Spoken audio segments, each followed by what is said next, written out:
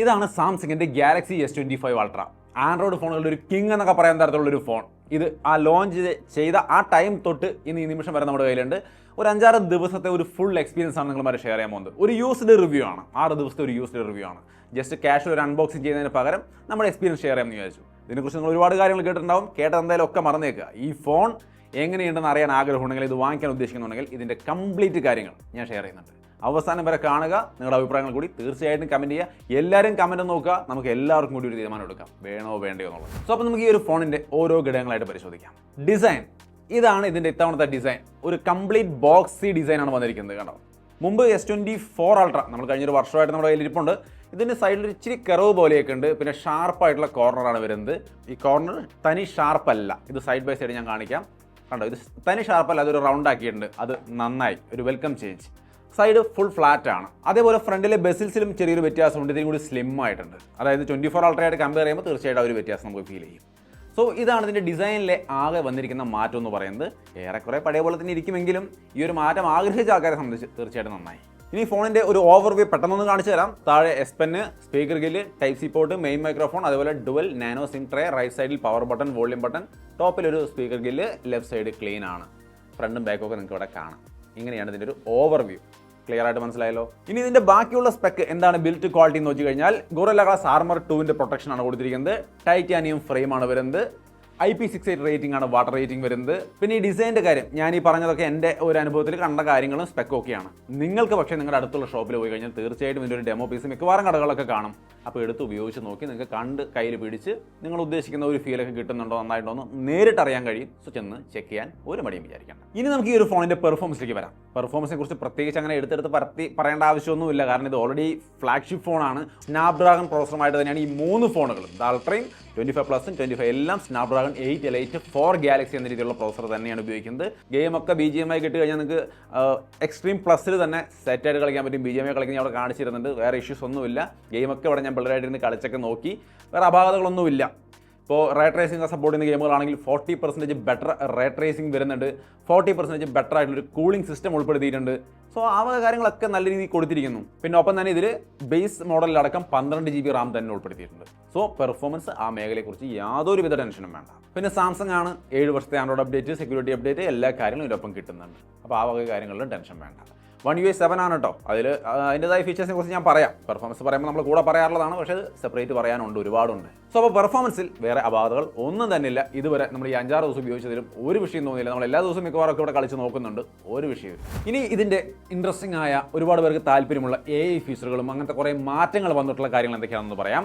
ഒന്നാമത്തെ കാര്യം, ഇതിൽ സൈഡ് ബട്ടണിൽ ജെമിനൈ കയറി വരുന്നുള്ളതാണ്. പണ്ട് ബിക്സ്ബി ആയിരുന്നല്ലോ, ഇപ്പോൾ ജെമിനൈ എന്താ, ജസ്റ്റ് ഒരു പ്രസ് ആൻഡ് ഹോൾഡ് ജെമിനൈ കയറി വന്നു. നമ്മൾ നാച്ചുറൽ ലാംഗ്വേജിൽ സംസാരിച്ചാൽ തന്നെയും, അതായത് ഞാനൊരു സാമ്പിൾ കാണിച്ചു തരാം. Hey, can you find a restaurant near me with outdoor dining that's good for biryani? Here are some restaurants near you that serve biryani. Grill and chill Thrissur. So അപ്പോൾ ഇത് ഭംഗിയായിട്ട് വർക്ക് ചെയ്തെന്നുള്ളത് നമുക്ക് മനസ്സിലായി. ഇതിലെന്താ സംഭവിച്ചത്? നമ്മൾ പറഞ്ഞത് ഫുഡ് നല്ലത് എവിടെയാണ് കിട്ടുക, നല്ല ബിരിയാണി കിട്ടുന്ന ഹോട്ടൽ, അതും നമുക്ക് ഔട്ട്ഡോർ സിറ്റിംഗ് ഇരിക്കാൻ പറ്റുന്ന തരത്തിലുള്ളൊരു ഹോട്ടൽ, അതും നമ്മുടെ ലൊക്കേഷൻ്റെ അടുത്ത് ഉള്ള ഹോട്ടൽ, ഇതൊക്കെ നമ്മൾ ചോദിച്ചു. ഇതെല്ലാം മനസ്സിലാക്കിയിട്ട് ഈ പറഞ്ഞ ആപ്പുകളെല്ലാം ഉപയോഗിച്ചു. ഏത് ഗൂഗിളിൽ കയറി സെർച്ച് ചെയ്തു, ഹോട്ടൽ ഏതാണെന്ന് കണ്ടെത്തി. ലൊക്കേഷൻ ഗൂഗിൾ മാപ്പ് ഉപയോഗിച്ചുകൊണ്ട് നമ്മുടെ ലൊക്കേഷൻ എവിടെയാണ് നിയർ ബൈ ലൊക്കേഷൻ എന്നുള്ളത് മനസ്സിലാക്കി. അതായത് ആപ്പുകൾ ക്രോസ് ആയിട്ട് ചെക്ക് ചെയ്തിട്ട് ഗൂഗിൾ മാപ്പും ഗൂഗിൾ സെർച്ചും എല്ലാം സെർച്ച് ചെയ്ത് കമ്പൈൻ ചെയ്തിട്ട് റിസൾട്ട് കൊണ്ടുവന്നിരിക്കുന്നു. അപ്പോൾ ക്രോസ് ആപ്പ് ചെക്ക് ചെയ്യാനുള്ള, ആപ്പുകൾ ക്രോസ് ചെയ്ത് കണക്ട് ചെയ്ത് ചെക്ക് ചെയ്യാനുള്ള ഒരു കഴിവ് ഇതിന് വന്നിരിക്കുകയാണ്. ഒപ്പം തന്നെ നമ്മൾ സാധാരണ ആൾക്കാരോട് സംസാരിക്കുന്ന പോലെ പല കാര്യങ്ങളും ഒരുമിച്ചാണ് പറഞ്ഞത്, എന്നിട്ടും അത് മനസ്സിലാക്കി കാര്യങ്ങൾ ചെയ്തു. അതായത് മൾട്ടി മോഡൽ ഹ്യൂമൻ ലൈക്ക് ഏജന്റാണ് ഇതിനകത്ത് വർക്ക് ചെയ്യുന്നതെന്ന് സാരം. സോ തീർച്ചയായിട്ടും ഇതൊക്കെ ഒരു നല്ല അപ്ഗ്രേഡ് എന്ന് പറയാമെന്ന് തോന്നുന്നു. പിന്നെ ഇതിൽ ഈ കാര്യങ്ങളെല്ലാം ഇംഗ്ലീഷിൽ തന്നെ പറയണമെന്നില്ല. ഇന്ത്യയിലെ കുറേ ഹിന്ദി അടക്കമുള്ള കുറച്ച് ലാംഗ്വേജുകൾ ഇപ്പോൾ തന്നെ സപ്പോർട്ട് ചെയ്യുന്നുണ്ട്. അതായത് ലോക്കലൈസേഷൻ വരുന്നു. മലയാളം ഇല്ല, ഞാൻ നോക്കി, മലയാളം ഇല്ല. മലയാളം വരും, ഭാവിയിൽ വരികയാണെങ്കിൽ പൊളിച്ചു. അപ്പോൾ എന്തായാലും ഒരുപാട് ലോക്കലൈസേഷൻ വരുന്നുണ്ട് ഈ ലാംഗ്വേജിൻ്റെ കാര്യത്തിൽ. അപ്പോൾ നമുക്ക് മലയാളത്തിൽ തന്നെ ചോദിച്ചാൽ ഇവൻ കാര്യങ്ങളൊക്കെ പറഞ്ഞു തരുമെന്ന് സാരം. പിന്നെ ഇതിലൊരു നല്ല അഡ്വാൻറ്റേജ് എന്ന് പറയുന്നത് AI പോലുള്ള സംഗതിയിൽ വരുമ്പോൾ എല്ലാവർക്കും പേടി, നമ്മൾ ഈ പറയുന്നതൊക്കെ നെറ്റ് വഴി കയറി ക്ലൗഡിൽ കയറി എല്ലാവരും അറിയുന്നില്ലേ എന്നുള്ളൊരു ചിന്തയാണ്. ഓൺ ഡിവൈസ് കൺട്രോൾ വരുന്നുണ്ട്. അതായത് ഈ ഫോണിൻ്റെ ഉള്ളിൽ തന്നെയും നമ്മൾ ഈ പറയുന്ന കാര്യങ്ങളെല്ലാം പ്രോസസ്സ് ചെയ്യുള്ളൂ, പുറത്തേക്ക് പോകില്ല എന്നുള്ളൊരു ഫീച്ചറും കൂടി ഇതിനകത്തുണ്ട്. പിന്നെ ഈ ഹ്യൂമൻ ലൈക്ക് ഏജന്റ് എന്ന് പറയുമ്പോൾ തന്നെയും എല്ലാ ആപ്പുകളുടെ അകത്തുള്ള ആക്ടിവിറ്റീസും കൃത്യമായിട്ട് ചെയ്യാൻ ഇപ്പോഴേക്ക് പറ്റില്ല. അത് വരും സമയങ്ങളിൽ എല്ലാ ആപ്പുകളിലേക്കും സപ്പോർട്ട് ചെയ്യും. ഇപ്പോഴേക്ക് ഗൂഗിൾ ആപ്പുകളിലെല്ലാം വർക്ക് ചെയ്യും, സാംസങ് ആപ്പുകളിൽ വർക്ക് ചെയ്യും, അതുപോലെ സ്പോട്ടിഫൈയിൽ വർക്ക് ചെയ്യും, വാട്സപ്പിൽ വർക്ക് ചെയ്യും. ബാക്കിയുള്ള ആപ്പുകളിലേക്കുള്ള സപ്പോർട്ട് വരും. അങ്ങനെയാണ് പറഞ്ഞിരിക്കുന്നത്. പിന്നെ സർക്കിൾഡ് സെർച്ച് ഒക്കെ കുറേ ഇമ്പ്രൂവ് ആയിട്ടുണ്ടെന്ന് പറയുന്നു. അതൊക്കെ ഉപയോഗിച്ച് നോക്കുക, ഇമ്പ്രൂവ് ആയിട്ടുണ്ടോ, അപ്പോൾ നിങ്ങൾക്ക് തന്നെ ഒരു പിടി കിട്ടും. സോ അപ്പോൾ ഇതിൻ്റെ പ്രധാനപ്പെട്ട കാര്യങ്ങളൊക്കെ ഞാൻ പറഞ്ഞു. പിന്നെ One UI 7 കുറിച്ച് പറയാതിരുന്നാൽ നഷ്ടമാണ്. ഈ ഒരു ഫോണിൽ One UI 7 സ്റ്റേബിൾ വെർഷൻ പക്കാവായിട്ട് വന്നിട്ടുണ്ട്. One UI 7 പ്രധാനപ്പെട്ട ഒരു കാര്യം എന്ന് പറയുന്നത് നൗബാറാണ്. നമ്മൾ എന്തെങ്കിലുമൊക്കെ പ്ലേ ചെയ്യുന്നുണ്ടെങ്കിൽ ഒരു ടൈമറോ ക്ലോക്കോ അല്ലെങ്കിൽ മ്യൂസിക്കോ പ്ലേ ചെയ്യണമെങ്കിൽ താഴെ ഇങ്ങനെ കാണാൻ പറ്റും. നിങ്ങൾക്ക് ഇവിടെ കാണാം, കണ്ടോ, ഇതുപോലെ നൗബാർ കാണാം. ഒന്നിലധികം ആക്ടിവിറ്റീസ് ഉണ്ടെങ്കിൽ താഴെ ഇങ്ങനെ തെളിഞ്ഞ് നിൽക്കുന്നുണ്ടാവും. നമുക്കതിങ്ങനെ സ്വൈപ്പ് ചെയ്ത് പലത് ആക്സസ് ചെയ്യാൻ സാധിക്കുന്ന ഒരു സൗകര്യമുണ്ട്. പിന്നെ നൗബാർ മാത്രമല്ല, ഇവിടെ നൗ ബ്രീഫ് എന്നൊരു സംഗതി കൂടി വരുന്നുണ്ട്. അതായത് ഇപ്പോൾ രാവിലെ ആണെങ്കിൽ ഇന്നത്തെ നമ്മുടെ പരിപാടികൾ എന്തൊക്കെയാണ്, നമുക്കെന്തെങ്കിലും നമ്മൾ റിമൈൻഡറോ അങ്ങനത്തെ കാര്യങ്ങളൊക്കെ വെച്ചിട്ടുണ്ട്, മീറ്റിംഗ് ഒക്കെ ഇതിൽ അസൈൻ ചെയ്ത് വെച്ചിട്ടുണ്ടെങ്കിൽ അതൊക്കെ അടക്കം നമ്മുടെ മൊത്തം ദിവസത്തെ പരിപാടികൾ എന്തൊക്കെയാണെന്ന് പറയുന്ന തരത്തിൽ നൗ ബ്രീഫ് എന്നൊരു ബട്ടൺ ഇവിടെ വരും. അതിൽ ക്ലിക്ക് ചെയ്താൽ ഫുൾ ബ്രീഫ് നമുക്ക് കിട്ടും. സോ നൗ ബ്രീഫ് എന്നുള്ളതും ഈ പിൽ ഷേപ്പിൻ്റെ ഭാഗത്ത് തന്നെ വരുന്ന ഒരു ഓപ്ഷനാണ്. ക്ലിക്ക് ചെയ്താൽ ഫുൾ ഡീറ്റെയിൽസ് കാണാൻ ചെയ്യാം. ഇനി ഇതിൻ്റെ അടുത്ത ഒരു നല്ല സംഗതി എന്ന് പറയുന്നത് കോമ്പറ്റീഷൻ ഇല്ലാത്ത ഐറ്റം, ഇവരുടെ അടുത്ത് മുട്ടാത്ത ഐറ്റം എന്ന് പറയുന്നത് ഡിസ്പ്ലേ ആണ്. നിങ്ങൾക്ക് ഇവിടെ കാണാം, സെറ്റ് ഡിസ്പ്ലേ ആണ്, ഒരു വിഷയമില്ല. പ്രത്യേകിച്ചും ആ ബസ്സസ് ഒക്കെ ഒരു 15% സ്ലിമ്മർ ആയിട്ട് നമ്മുടെ 24 അൾട്രയിൽ നോക്കുമ്പോൾ ഒരു 15% സ്ലിമ്മർ ആണ്. അതിൻ്റെ ഒപ്പം തന്നെ ഇത് സാംസങ്ങിൻ്റെ ക്വാഡ് HD+ 120 ഹെർട്സിൻ്റെ ഡൈനാമിക് AMOLED 2x ഡിസ്പ്ലേ ആണ് വരുന്നത്. വിഷൻ ബൂസ്റ്റർ, പ്രോ സ്കെയിലർ, അങ്ങനെയുള്ള എല്ലാ തരം ഫീച്ചേഴ്സും ഉണ്ട്. വിഷ്വൽ ക്വാളിറ്റിയിൽ വേറെ കോമ്പറ്റീഷൻ ഇല്ല, അത്രയും മികച്ച ഡിസ്പ്ലേ ആണ് കൊടുത്തിരിക്കുന്നത്. നിങ്ങൾക്ക് ഇവിടെ കാണാം. ഇനി ക്യാമറയിൽ 50 മെഗാപിക്സലിൻ്റെ ഒരു പുതിയ വൈഡ് ആംഗിൾ ക്യാമറ കൊടുത്തിട്ടുണ്ട്. അത് മുൻപ് 12 മെഗാപിക്സലായിരുന്നു 24 അൾട്രയിൽ. ഇതിലേക്ക് വന്നപ്പോൾ 50 മെഗാപിക്സലിൻ്റെ വൈഡ് ആംഗിൾ ആക്കിയിട്ടുണ്ട്. അതിൻ്റെ സാമ്പിൾ ഇതാ ഇവിടെ കാണാം.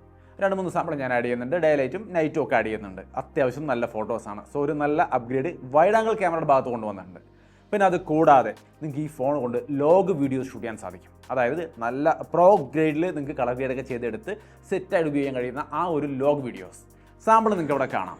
കണ്ടോ, ഇത് കളർ ഗ്രേഡ് എന്ന കാര്യത്തിൽ ഞാൻ അത്ര എടുക്കുന്നൊന്നുമല്ല, പക്ഷേ തീർച്ചയായിട്ടും നിങ്ങൾക്കിത് ലോഗ് വീഡിയോസ് ഈ ഒരു ഫോർമാറ്റിൽ ഷൂട്ട് ചെയ്യാനും എഡിറ്റ് ചെയ്യാനും കഴിയുന്ന സെറ്റപ്പ് സാംസങ് ഈ ഫോണിൽ കൊണ്ടുവന്നിട്ടുണ്ട്. സോ അപ്പോൾ ഇതിനെക്കുറിച്ച് അറിയാവുന്നവർക്കറിയാം ഇത് എത്രത്തോളം നല്ല സംഗതിയാണ് എന്നുള്ളത്. അതേപോലെ തന്നെ മറ്റൊരു ഇൻട്രസ്റ്റിംഗ് ആയ ഘടകമാണ് വീഡിയോ ഷൂട്ട് ചെയ്യുമ്പോൾ വരുന്ന ബാക്ക്ഗ്രൗണ്ട് നോയ്സും കാര്യങ്ങളൊക്കെ റിമൂവ് ചെയ്യാൻ കഴിയുന്ന, അതായത് നോയ്സ് റിമൂവ് ചെയ്യാന്ന് പറയുന്നത് നമ്മൾ എഡിറ്റിംഗ് സോഫ്റ്റ്വെയർ ഇട്ട് ചെയ്യേണ്ടി വരുന്ന കാര്യമാണ്. പക്ഷേ അതൊക്കെ ഇതിനകത്ത് ഡിഫോൾട്ടായിട്ട് ചെയ്യാം. അതിന് നമ്മൾ ജസ്റ്റ് ഗാലറി ഓപ്പൺ ചെയ്യുക, ആ വീഡിയോ എടുക്കുക, നമുക്ക് ഏതിൻ്റെയാണോ നോയ്സ് ക്ലിയർ ചെയ്യേണ്ടത് ആ വീഡിയോ എടുക്കുക, എന്നിട്ട് എഡിറ്റ് കൊടുക്കുക, ഓഡിയോ ഇറേസറിൽ ക്ലിക്ക് ചെയ്യുക, നോയ്സ് കംപ്ലീറ്റ് കുറച്ച് കളഞ്ഞു, നിങ്ങൾക്ക് ആവശ്യമുള്ള ലെവലിനനുസരിച്ച് കുറച്ച് കളയുക. അതേപോലെ വിൻഡ് എത്രത്തോളം നിങ്ങൾ എഫക്റ്റ് ഉണ്ടെന്ന് നോക്കിയിട്ട് അതും ആവശ്യത്തിന് കുറയ്ക്കുക. ഇത് ചെയ്തപ്പോൾ എനിക്ക് കിട്ടിയ ഡിഫറൻസ് ഞാനൊന്ന് കാണിക്കാം. അത് കണ്ട് നോക്കിക്കോളൂ.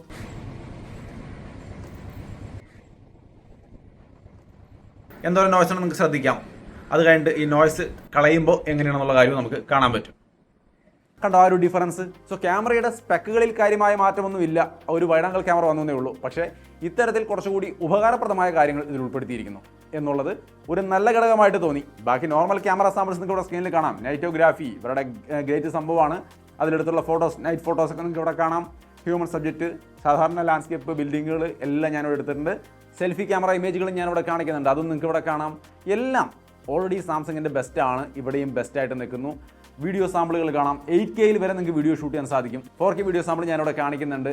സെൽഫി 4K സപ്പോർട്ട് അതൊക്കെയുണ്ട്. സെൽഫിയുടെ വീഡിയോ സാമ്പിൾ ഞാൻ ഇവിടെ കാണിക്കുന്നുണ്ട്. സോ ഓവറോൾ ഈ പറഞ്ഞ ഇൻട്രസ്റ്റിംഗ് ആയ പുതിയ തരം ഫീച്ചറുകളും ഒപ്പം തന്നെ ക്വാളിറ്റിയിലെ ആ ഒരു നിലവാരവും കാര്യങ്ങളും എല്ലാം വെച്ച് നോക്കുമ്പോൾ നിങ്ങളുടെ പോയിന്റ് ഓഫ് വ്യൂ എന്താണെന്നുള്ളത് തീർച്ചയായിട്ടും കമൻറ്റ് ചെയ്യാം. ക്യാമറ നന്നായിരിക്കുന്നു, ഒപ്പം ഈ പറഞ്ഞ നല്ല നല്ല ഫീച്ചറുകളും ഉണ്ട്. ഇനി ഇതിൻ്റെ ബാറ്ററിയിൽ എന്താണ് മാറുന്നത് ചോദിച്ചു കഴിഞ്ഞാൽ ബാറ്ററി ലൈഫ് ഒരു 31 അവറിൻ്റെ ആക്കി ഇമ്പ്രൂവ് ചെയ്തിട്ടുണ്ടെന്നുള്ളതാണ്. പക്ഷേ ബാറ്ററി സൈസ് 5000 mAh തന്നെയാണ്. 45 വാട്ടിനാണ് ഫാസ്റ്റ് ചാർജിങ്. അതൊക്കെ കുറച്ചും കൂടി നന്നാക്കാമായിരുന്നു വേണമെങ്കിൽ. പിന്നെ അതിലൊരു നല്ല കാര്യം, പ്രകൃതി സ്നേഹത്തിൻ്റെ ഭാഗത്തൊരു നല്ല കാര്യം വന്നിട്ടുള്ളത് കോബാൾട്ട്, റീസൈക്കിൾഡ് കോബാൾട്ട് 50% ഉപയോഗിച്ചിട്ടുണ്ടെന്നുള്ളതാണ്. അത് നാച്ചുറൽ പ്രൊട്ടക്ഷൻ്റെ അല്ലെങ്കിൽ അതായത് എൻവയോൺമെൻറ്റൽ പ്രൊട്ടക്ഷൻ്റെ ഭാഗത്തൊരു നല്ല കാര്യം ചെയ്തെന്ന് തീർച്ചയായിട്ടും പറയാം. ഇനി ഇതിൻ്റെ മറ്റൊരു കാര്യം എന്ന് പറയുന്നത് S Pen. S Pen പുറത്തേക്ക് വരുന്നുണ്ട്. എല്ലാ ഫംഗ്ഷൻസും നോർമലായിട്ട് തന്നെയാണ് വർക്ക് ചെയ്യുന്നത്. അതായത് പെന്നിൻ്റെതായ ഫംഗ്ഷൻസ് ഞാനത് എടുത്ത് പറയുകയാണ്. പെന്നിൻ്റെതായ ഫംഗ്ഷനൊക്കെ ഇതിൽ നോട്ട് എഴുതാനും കാര്യങ്ങൾക്കൊന്നും വിഷയമില്ല, ഇതൊക്കെ നടക്കും. പക്ഷേ ഇതിന് മുമ്പ് ഒരു സംഭവം ഉണ്ടായിരുന്നു. 24 അൾട്രയുടെ പെന്നിനൊരു പ്രത്യേകതയുണ്ട്. നമുക്ക് വേണമെങ്കിൽ ഇങ്ങനെ അകലെ പിടിച്ചുകൊണ്ട് ക്യാമറ ഷട്ടർ ക്ലിക്ക് ചെയ്ത് കഴിഞ്ഞാൽ അതവിടെ ക്ലിക്കാവും. അല്ലെങ്കിൽ ഇതുകൊണ്ട് ഇങ്ങനെ കറക്കിക്കൊണ്ടും ഇങ്ങോട്ട് കറക്കിക്കൊണ്ടും ഒക്കെ കുറേ കാര്യങ്ങൾ ചെയ്യാൻ പറ്റും. ഫോണിൽ തൊടാണ്ട് തന്നെ നമുക്ക് പല ആക്ടിവിറ്റീസും S24 അൾട്രയുടെ S Pen കൊണ്ട് ചെയ്യാൻ പറ്റും. ഇവിടെ അതൊന്നും പറ്റില്ല. ഇതിൻ്റെ ആ ബാറ്ററി അല്ലെങ്കിൽ ആ ഫംഗ്ഷൻസ് ഒക്കെ ഇവരെടുത്ത് മാറ്റിയിട്ടുണ്ട്. കാരണം പറയുന്നത് ഇതാരും ഉപയോഗിക്കുന്നില്ല എന്നുള്ളതാണ്. നിങ്ങൾ ഉപയോഗിക്കണമെന്ന് എനിക്കറിയില്ല, എന്തായാലും എൻ്റെ ഒരു യൂസിൽ അത് സത്യമാണ്. കാരണം ഞാനത് ആ ഫംഗ്ഷൻ ഒന്നും ഉപയോഗിക്കുന്നത്, ഞാനിത് എടുക്കുന്നത് വല്ല സൈൻ ചെയ്യാനോ അങ്ങനെ എന്തെങ്കിലും കാര്യങ്ങൾക്കൊക്കെയാണ് ഈ പെൻ എടുക്കുന്നത്. അതല്ലാതെ ഈ പറഞ്ഞ ഹാരി പോട്ടർ സംഭവത്തിന് വേണ്ടി നമ്മൾ എടുക്കാറില്ല. അത് എന്നെ സംബന്ധിച്ച് ഇത് മാറിയതുകൊണ്ടും പ്രത്യേകിച്ച് ദോഷമൊന്നുമില്ല. പക്ഷേ ഇത് ഉപയോഗിക്കുന്ന ആൾക്കാർ നിങ്ങളുടെ കൂട്ടത്തിലുണ്ടോ എന്ന് എനിക്കറിയില്ല. നിങ്ങളുടെ അഭിപ്രായം തീർച്ചയായിട്ടും കമൻറ്റ് ചെയ്യുക. എന്തായാലും ഉണ്ടായിരുന്ന ഒരു ഫീച്ചർ ആക്ച്വലി അത് കളയണ്ടായിരുന്നു. അതിപ്പോൾ ഉപയോഗിക്കുന്നവർക്ക് ഉപയോഗിക്കാമല്ലോ, വേണ്ടവർ ഉപയോഗിക്കേണ്ട. പിന്നെ ബാക്കി സാംസങ്ങിൻ്റെ എല്ലാ പതിവ് സെക്യൂരിറ്റി സംവിധാനങ്ങളും ഇതിനകത്തുണ്ട്. അതിനെക്കുറിച്ച് ഞാൻ പ്രത്യേകിച്ച് പറയേണ്ട ആവശ്യമില്ല. Knox security, secure folder, Samsung wallet, അങ്ങനെയുള്ള എല്ലാ സൗകര്യങ്ങളും A to Z ഇതിനകത്തും ഉൾപ്പെടുന്നുണ്ട്. അതൊക്കെ പതിവായിട്ട് അറിയുന്ന കാര്യങ്ങളാണ്, ഞാൻ വീണ്ടും ഇവിടെ റിപ്പീറ്റ് ചെയ്ത് ബോറടിപ്പിക്കുന്നില്ല. സോ മൊത്തത്തിൽ വലിയ കാര്യമായ സ്പെക്കുകൾ എല്ലാ ഭാഗത്തും അപ്ഗ്രേഡ് ചെയ്ത് കൊടുക്കാതെ പകരം കുറേ അധികം ടോൺ ചെയ്ത് സോഫ്റ്റ്വെയർ തലത്തിലും ഒപ്റ്റിമൈസേഷൻ തലത്തിലും AI തലത്തിലും ഒക്കെ അപ്ഗ്രേഡ് ചെയ്ത് കുറേ കൂടി യൂസർ ഫ്രണ്ട്ലി ആക്കി മാറ്റിയിരിക്കുന്നു എന്നുള്ളതാണ് നമുക്ക് ഈ ഒരു ഫോണിനെ കുറിച്ച് പറയാനുള്ളത്. സോ നിങ്ങളുടെ കാഴ്ചപ്പാട് എന്താണ്? ഈ ഒരു 5-6 ദിവസം യൂസ് ചെയ്ത് യൂസർ എന്ന നിലയ്ക്ക് എൻ്റെ ഒരു യൂസർ എക്സ്പീരിയൻസ് ഞാൻ ഈ പറഞ്ഞത്. ഇത് ഈ ഫോണിനെ കുറിച്ച് അറിയാൻ ആഗ്രഹമുള്ളവർക്കും ഇതെടുക്കാൻ ആഗ്രഹിക്കുന്നവർക്കൊക്കെ വേണ്ടിയിട്ട് ഇതിനെക്കുറിച്ചൊരു വ്യക്തമായ പിക്ചർ കിട്ടാൻ വേണ്ടിയിട്ട് നമ്മുടെ എക്സ്പീരിയൻസ് നമ്മൾ ഷെയർ ചെയ്തതാണ്. സോ എന്താണ് നിങ്ങൾക്ക് ഇതിനെക്കുറിച്ചുള്ള അഭിപ്രായം? തീർച്ചയായിട്ടും കമൻറ്റ് ചെയ്യുക. അല്ലെങ്കിൽ നിങ്ങൾക്ക് ഇനി ഇതിനെപ്പറ്റി എന്ത് തരം വീഡിയോ ആണ്, അല്ലെങ്കിൽ ഏതെങ്കിലും ഫോണായിട്ട് കമ്പാരിസൺ വേണോ, എങ്ങനെ വേണമെന്ന് പറഞ്ഞാൽ അതുപോലെ അടുത്തൊരു വീഡിയോ ചെയ്യാൻ ഒരു മടിയുമില്ല. തീർച്ചയായിട്ടും കമൻറ്റ് ചെയ്യുക. സോ ഈ വീഡിയോയെക്കുറിച്ചുള്ള അഭിപ്രായങ്ങളും കമൻറ്റ് ചെയ്യാം. വീഡിയോ ഇഷ്ടപ്പെട്ടാൽ ലൈക്ക് ചെയ്യാനും ഷെയർ ചെയ്യാനും മറക്കണ്ട. പിന്നെ ഇതിൻ്റെ പ്രൈസ് കാര്യങ്ങൾ നോക്കിയാൽ 1,30,000 റേഞ്ചിലാണ് പ്രൈസ് വരുന്നത്. ഒരുപാട് ഓഫേഴ്സ് ഞാൻ അവിടെ സ്ക്രീനിൽ കാണിക്കുന്നുണ്ട്. എക്സ്ചേഞ്ച് ബോണസ്, അതേപോലെ അപ്ഗ്രേഡ് ബോണസ്, അങ്ങനെയൊക്കെ പറഞ്ഞിട്ട് സംഭവങ്ങളുണ്ട്. എല്ലാം ചെക്ക് ചെയ്യുക. നിങ്ങൾക്ക് നല്ല പ്രൈസിന് ഇത് വാങ്ങിക്കാൻ വേണ്ടിയിട്ട് സാധിക്കും. സോ ഓഫറുകളൊക്കെ മാക്സിമം ഉപയോഗിക്കുക. സോ അപ്പോൾ എന്താണ് നിങ്ങളുടെ കാഴ്ചപ്പാടെന്നുള്ളത് തീർച്ചയായിട്ടും കമൻറ്റ് ചെയ്യുമെന്ന് വിചാരിക്കുന്നു. അതുപോലെ നമ്മുടെ വീഡിയോ ഇഷ്ടപ്പെട്ടാൽ ലൈക്ക് ചെയ്യാനും ഷെയർ ചെയ്യാനൊന്നും മറക്കണ്ട. വീണ്ടും ഒരു വീഡിയോയിൽ കാണാം.